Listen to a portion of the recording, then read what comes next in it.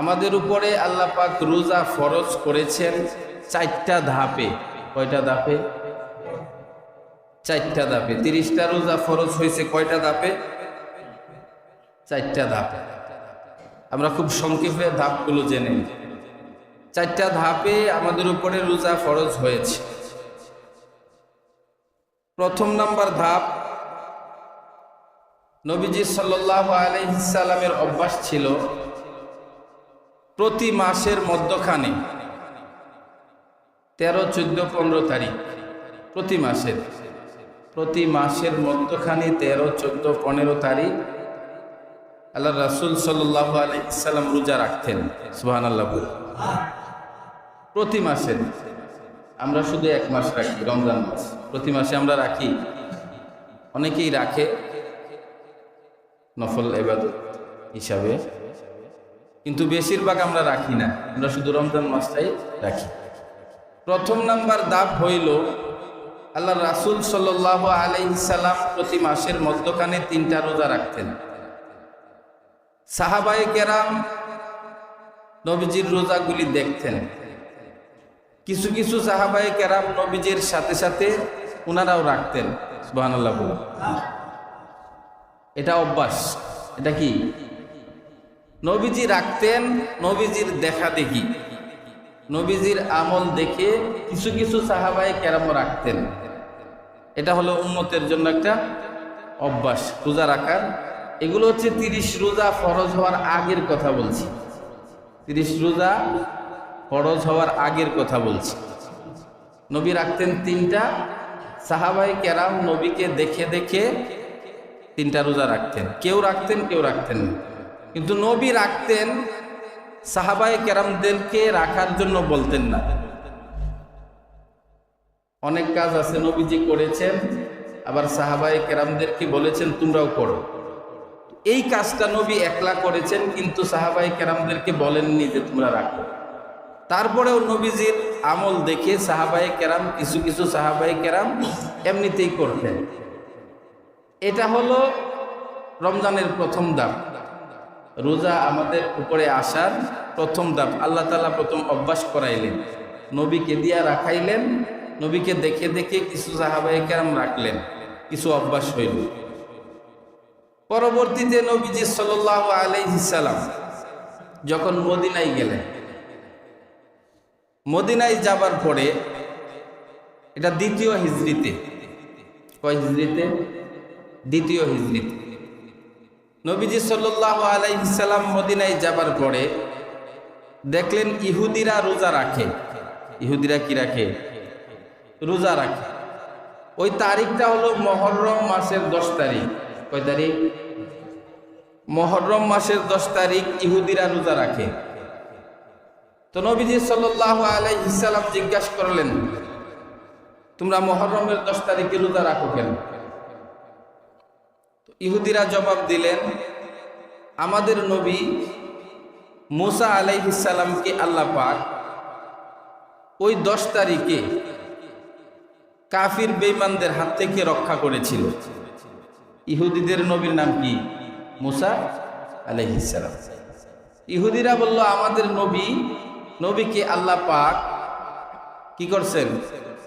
মুহররমের 10 তারিখে বেঈমানদের হাত থেকে রক্ষা করেছে। এই খুশিতে, এই আনন্দে, এই শুকরিয়া আদায় করতে যায়া আমরা মুহররমের 10 তারিখে রোজা রাখি। সুবহানাল্লাহ। নবীজি সাল্লাল্লাহু আলাইহি সাল্লাম বললেন, তাই নাকি? তাহলে মুসা আলাইহিস সালাম হলো আল্লাহর একজন পয়গম্বর, আমি মুহাম্মদ আল্লাহর পয়গম্বর। মুসা আলাইহিস সালাম হলো আমার ভাই। ওনাকে মুক্তি পাবার পরে এই আনন্দে, এই খুশিতে আল্লাহ তাআলার শুকরিয়া আদায় করার জন্য তোমরা রোজা রাখো, তাহলে তো আমিও এই রোজাটা রাখতে হয়। সুবহানাল্লাহ। যেহেতু মুসা আমার ভাই, উনিও নবী, আমিও নবী, মুসা আলাইহিস সালামের জন্য আমিও এই রোজাটা রাখব। এটা হলো 2য় ধাপ। আল্লাহ রাসূল সাল্লাল্লাহু আলাইহি সাল্লাম মুহররমের 10 তারিখে রোজা রাখতে শুরু করলেন। পাশাপাশি সাহাবায়ে কেরামদেরকে আদেশ করলেন তোমরাও রাখো। সুবহানাল্লাহ। প্রথম ধাপ গেল, আল্লাহ রাসূল নিজে করেছেন কিন্তু আদেশ করেননি। এখন দ্বিতীয় ধাপে আল্লাহ রাসূল সাল্লাল্লাহু আলাইহি সাল্লাম মুহররমের 10 তারিখে রোজা রাখলেন আর সাহাবায়ে কেরামদেরকেও আদেশ করলেন। এটা দ্বিতীয় ধাপ। আদেশ করলেন তোমরা মুহররমের 10 তারিখে রোজা রাখো না, একদিন আগে রাখো, না হয় একদিন পরে রাখো, যাতে ইহুদিদের সাথে বনে না যায়, ইহুদিদের সাথে যাতে মিলে না যায়, একটু ডিফারেন্স করো, হয় আগে রাখো না হয় পরে রাখো। দ্বিতীয় ধাপে আমরা পাইলাম আল্লাহ রাসূল নিজে রাখলেন এবং সকলকে আদেশ করলেন যে তোমরাও রাখো। এবার আসুন তৃতীয় ধাপ। তৃতীয় ধাপে এগুলো হচ্ছে রোজা ফরজ হওয়ার আগের কথা। কখনের কথা? যেই দুইটা ধাপ, এই দুইটা ধাপ হচ্ছে রোজা আমাদের উপরে 30 রোজা ফরজ হওয়ার আগের কথা। এবার আসুন তৃতীয় নাম্বার ধাপ, রোজা কিভাবে আসবে। তৃতীয় নাম্বার ধাপে আল্লাহ পাক কোরআনের আয়াতের মাধ্যমে রোজা আমাদের উপরে ফরজ করেছেন। সুবহানাল্লাহ। আল্লাহ বলেন, ইয়া আইয়ুহাল্লাযীনা আমানু কুতিবা আলাইকুমুস সিয়ামু কামা কুতিবা আলাল্লাযীনা মিন ক্বাবলিকুম লাআল্লাকুম তাত্তাকুন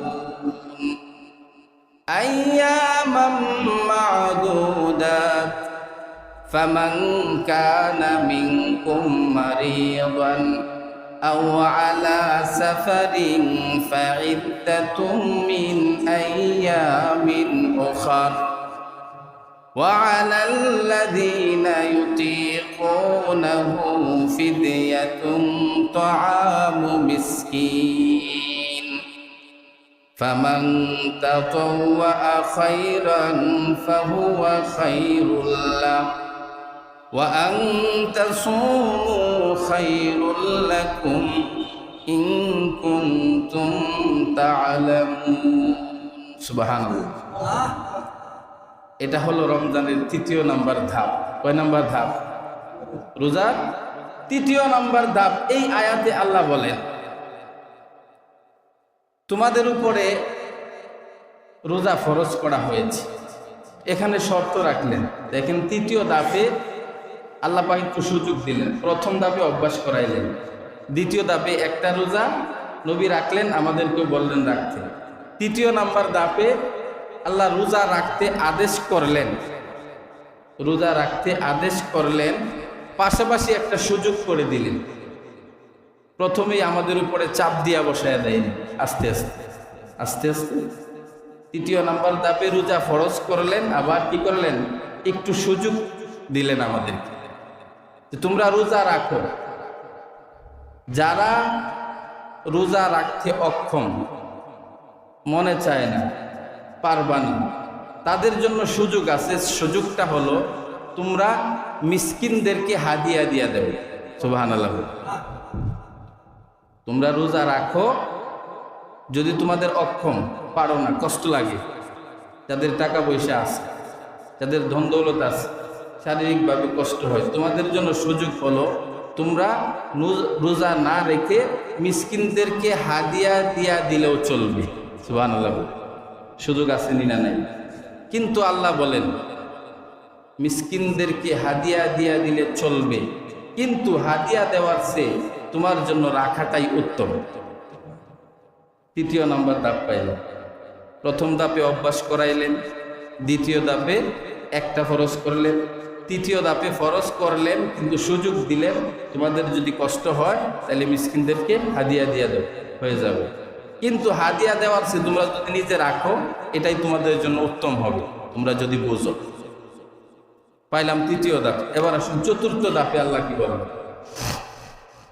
চতুর্থ ধাপে আল্লাহ বললেন শাহরু রমাদানাল্লাযী উনজিলা ফীহিল কুরআন হুদাল লিন্নাসি ওয়া বাইয়িনাতিম মিনাল হুদা ওয়াল ফুরকান ফামান শাহিদা মিনকুমুশ শাহরা ফালইয়াসুম ومن كان مريضا أو على سفر فعدة من أيام أخر يريد الله بكم اليسر ولا يريد بكم العسر ولتكملوا العدة ولتكبروا الله على ما هداكم وَلَعَلَّكُمْ تَشْكُرُونَ সুবহানাল্লাহ। চতুর্থ নাম্বার ধাপ। প্রথম আল্লাহ সুযোগ দিয়েছিল, তোমরা রোজা রাখো, না রাখতে পারলে মিসকিনদেরকে খাওয়ায় দাও। মিসকিনদেরকে খাওয়ানোর চেয়ে তোমরা রাখাটাই ভালো। পরের ধাপে আল্লাহ পাক বলেন, না, তোমাদের উপরে রোজা ফরজ করা হয়েছে, তোমরা রোজা রাখতেই হবে। যারা অসুস্থ, যারা সফরে আছেন তারা ব্যতীত, যারা বাচ্চা তারা ব্যতীত তোমরা কি করতে হবে? রোজা রাখতেই হবে। এখন আর রোজা ছাড়ার আর কোনো সুযোগ রইল? প্রথম ধাপে 3টা, মনে চাইলে রাখতো, মনে চাইলে না। পরের ধাপে 1টা রাখা লাগবে। তৃতীয় ধাপে রাখা লাগবে, কিন্তু মিসকিনদেরকে খাওয়ায় দিলেও চলবে, সুযোগ আছিল। চতুর্থ নাম্বার ধাপে রাখা লাগবে, আর সারার সুযোগ আসেনি, আমাদের সারার সুযোগ আসেনি। কোরআনের একটা আয়াতের কথা আরেকটা আয়াত দিয়ে যখন পরিবর্তন হয়ে যায়, এটাকে নাসেক মানসুক বলে। এগুলো অন্যরকম কায়দা, যেগুলো আপনারা বোঝা কঠিন হবে। একটা আয়াত থেকেই থেকে যায়, আয়াতের কথাগুলি পরবর্তী আয়াত দ্বারা রহিত হয়ে যায়। কি হয়? রহিত হয়ে যায়। এই যে আল্লাহ পাক আমরা পাইলাম 4টা ধাপে আমাদের উপরে আল্লাহ তাআলা রোজা ফরজ করেছেন।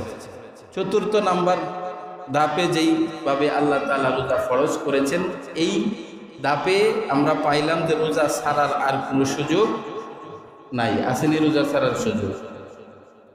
রোজা ছাড়ার কোনো সুযোগ নাই। এটা আল্লাহর পক্ষ থেকে ফরজ করা হয়েছে, এটা রাখতেই হবে। অসুস্থতার ব্যাপারে আলাদা হিসাব, সফরে থাকা অবস্থায় আলাদা হিসাব।